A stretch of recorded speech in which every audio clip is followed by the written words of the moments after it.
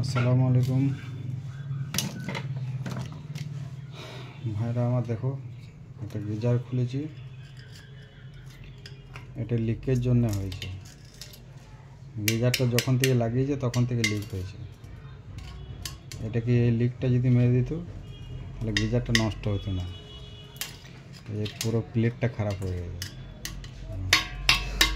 দেখুন,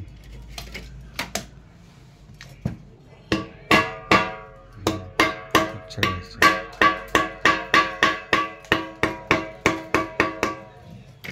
পুরো প্লেটটা নষ্ট হয়ে গেছে।